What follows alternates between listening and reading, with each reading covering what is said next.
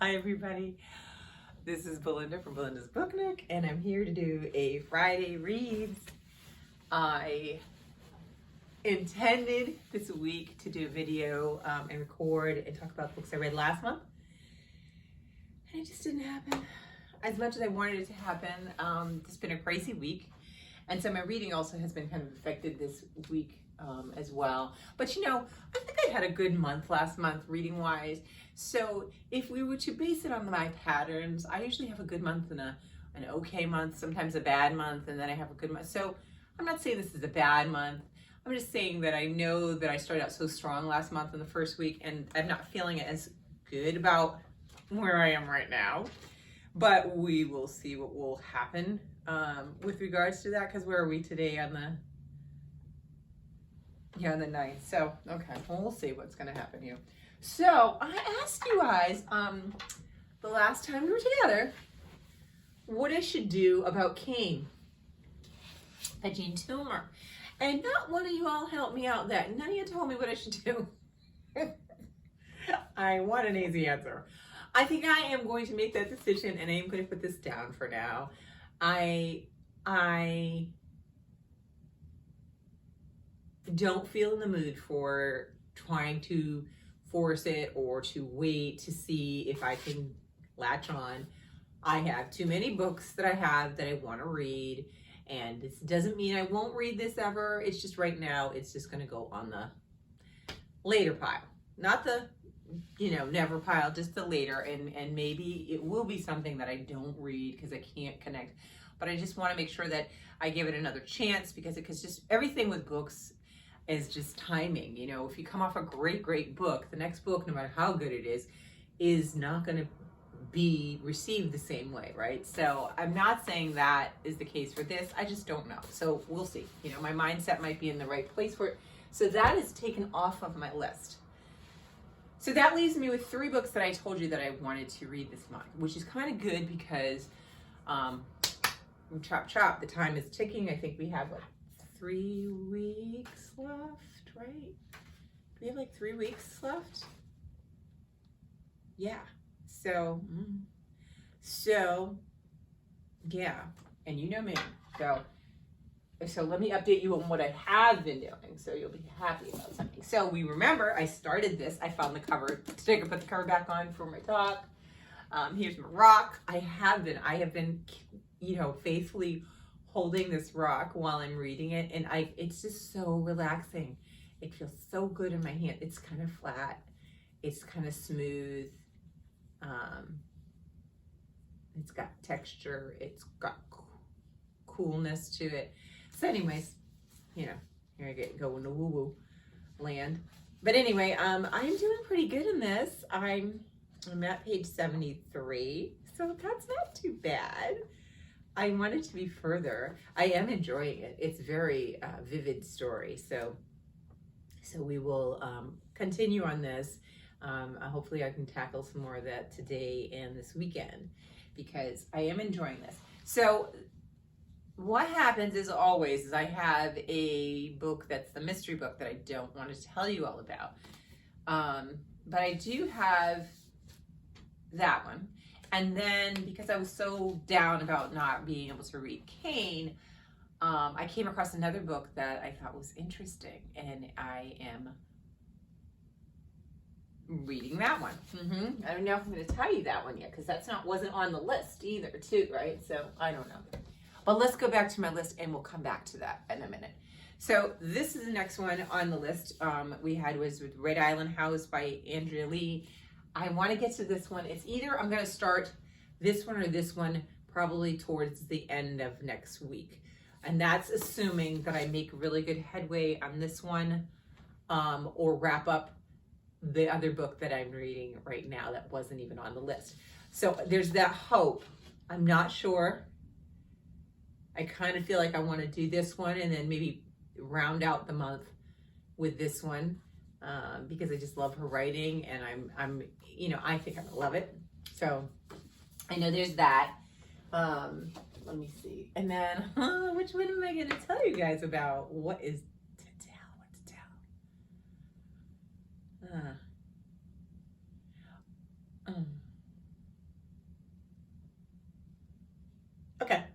will. Okay, so you guys sitting here watching me think like you have nothing better to do. I'm sorry. I'm sorry. All right, so the book that I am reading, I'm actually listening to. It's an audiobook, and it is called Raceless by Georgina Lawton, and I'm listening to it on Libby. And I don't remember where I had heard about it. I usually am good about putting it in here. I'd like to do that because when I talk about it, and if somebody referred it to me or I was inspired by their video, I like to let them know I read it or thanks for the, whatever. But I don't believe it was a booktuber. I want to say it was something online or something like that. Anyway, the book is very, very interesting. It follows it is nonfiction, and it's a story about this Georgina Lawson. Let me see if I can pull a description and I can kind of make sure I'm giving you the whole shebang. Oh God, it's not going to do it. I love when I get on here. They changed the format on how to get around on this, and I'm like, oh no, I need to know. So it's not gonna let me do it. Nope. Oh wait. Yeah. So it's her debut novel, and she basically talks about identity and race. The creation, the constructs of race. And she does that by telling her story, growing up with a family that is white, and they tell her they're her family, and she believes it. And, as she gets older, she starts to question, are these my people? I don't look like them. And it is really good. I'm enjoying the audiobook, but I really wish I had my hands on the physical, because I've already got places where I flagged it in the story that I want to put as quotes in here from the book that I thought was interesting, and also points that I could talk to you guys about when I finish it. I find it really interesting. And, when I see books like this, there's one or two things. One, I'm like, oh, is it another book? Sometimes you get overload when it comes to race and race relations and issues and things like that. And then there's this other thing side of me that's fascinated with the examination of the constructs that we've created, the words that we create to define things, sometimes to divide things, right? And I am just fascinated with it. And it makes me think about even, I've kind of put my genealogy work on hold right now because I'm doing some stuff for work, and I'm really kind of busy right now. But with that, I've always been never a good genealogist that is just, plugging away. I have breaks, sometimes long time, sometimes short, and then I come back in and I get on it. So I have given myself permission to kind of step away from it right now. But when I see books like this, it makes me think about it, because she's trying to explore her identity. And one of the things that she talked about in the book, without going into it, because I do want to talk about this in a wrap up, she talks about her reaction to her DNA results. And she's observing her own reaction. And I find that fascinating, because there were similar reactions. It's really fascinating, because she doesn't know anything about herself. She thinks she did all of her life, and now she's getting confronted with this information that she didn't know. And I did my DNA, and there were definitely a lot of things in there I didn't know. Some things that I had suspected were there. But I think it's just really fascinating. And so it's always interesting to even observe your reaction to finding out things. And the thing that I have learned in my genealogy, and also with regards to the DNA testing, is that it is based on what they've got compiled. So the more people participate in the testing, the more the DNA can vary a bit. So the percentages can shift. Not much for some people that have just, they're people that are all coming from just one place, or what have you, or two places. But for people that have a lot more of a mixture, those numbers will vary and they will change. So, you don't want to marry yourself, especially the lower number ones, because those will vary a lot. So yeah, it's really interesting. I don't want to go into DNA, but I am finding it very, very interesting. I had a little discussion with my husband, talking to him about the book, and I'm really liking it. But the name of it, I'm sorry, I didn't give you the bottom part. It's called Raceless: In Search of Family, Identity, and the Truth About Where I Belong by Georgina Lawton. And it's a yellow color. I don't know if you're gonna, oh no, see, I just had it. I don't know if you're gonna see it well there. Yeah, so that's that book. So there's that, and then I have a secret one I'm not telling you about, and that one has been helping me in the insomnia stuff, because I always get up at night, not always, but there's periods of time where I wake up and I need something to read, and there's another book that I found, and this is an ebook, and enjoying it immensely. I feel it's a nonfiction as well, and it's very informative and very powerful. So I'm really enjoying that. So I have those three really kind of going on, and so I have to finish one of those to start Red Island House. That's what I'll give myself permission, because I'm not going more than 3 books. And the reason why I can do that, I feel like, is because this is fiction. It's a story. It's totally different than the other 2 books that I'm looking at, and so there's no mix-up in the books, and so I feel comfortable doing that. I wouldn't feel comfortable doing like these 3 at the same time. I would feel like I'm cheating the experience of the book. So if I finish one of those, I will start that. Otherwise, I'm gonna have to hustle it on the following week and pick up one and start it, and then start the other one like the very last week. So we'll be kind of pinching the time. So there's my reading stuff. What else is new? I'm cold. I had the window cracked a little fresh air in, because we have a very high pollen count right now, and as much as I want to go outside, you can start to hear it starting to congest in here, and I don't feel like going out there and then coming in and coughing forever. So I'm gonna let things work themselves out there, and as much as I want to get into the garden and do some cleaning up and thinking things out there, I don't want to be out there with it right now. But on a good note, I did tell you guys that we are redoing my raised beds, but I have since I last saw you, I've had quotes.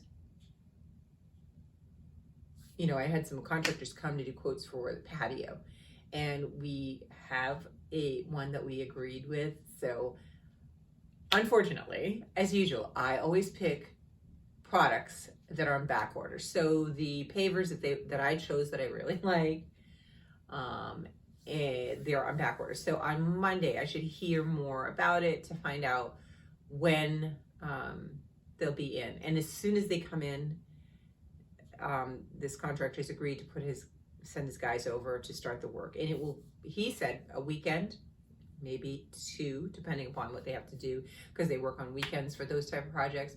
So that would be awesome. Like in 2 days, having it done will be so exciting. And we're doing a circular patio. I kind of thought that would be fun.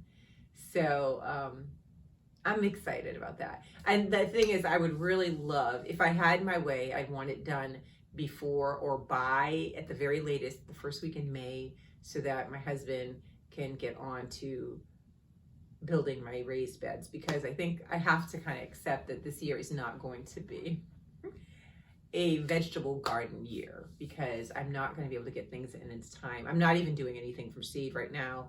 I usually start my seeds because I know that I'm not going to have a place to plant them yet. I can't, there's no definitive yet. So there's that. I may pop in some plants. I can buy some vegetables that are already grown, depending, and throw them in there when we do it. But it won't be the garden that I would normally want to do. So I have to kind of get my head around that. And I've already ordered, this is the funny thing. So we don't even have the patio, but I've already ordered the chairs. And then we're thinking of putting either a chimney or a fire pit. And so I haven't selected that. My husband was like, why don't you just wait till we get the chairs in the patio and then we can look at it and then see what we think we would want. And I'm like, that's a good idea. So that's where we are with that. So hopefully, I can't wait. I can't wait to get it done. I was really excited. And, you know, it was like buying shoes, because I'm so bad at like buying shoes, and I take such a long time trying to just decide what I like. And it was like that, looking at these different kind of pavers and the different colors. And I wanted it to go, we have some retaining walls in the back, but I wanted it to not, you know, I didn't want to fight that. I wanted it to be complementary. So hopefully, I think it'll be fun. Either way, it wasn't there before. I think it'll be great. So I'm very excited about that. And that's it. I'll probably be doing some more reading later on this afternoon, and then tomorrow I do a Zoom call with my girlfriends. But I think tomorrow night, we haven't solidified, but I think tomorrow night I'll be doing a family game night with my husband's siblings. And we're gonna play Wheel of Fortune on Zoom. So it should be interesting. We've done it before, my husband and I, with my sister-in-law, and we have so much fun. It was just hilarious. So it's going to be a bigger group, and you know, managing that will be very interesting. So, and I have to say that we're all very competitive, his family and me. So I anticipate it being really funny, because you know, there's always excuses when people lose. Anyway, I think that's it. I'm looking forward to the weekend. I love Fridays. I love them. And this one seemed like it came fast. I asked my kids that. I was like, does it feel like the week flew by? And they looked at me like, no. You know, I mean, they had school, they had exams and homework. So I was like, well, it felt like it flew by for me. I had so much things to do, and no, they were not identifying with me. So anyway, I too must go, because I know that you guys have things to do, and I will continue to sit here and babble. And I need to paint my nails too. Got things I got to do too. Have a lovely weekend. Wash your hands, wear your mask. Hopefully, I think in another week or so, I will be possibly eligible to get a shot for the vaccine. So I'm hopeful.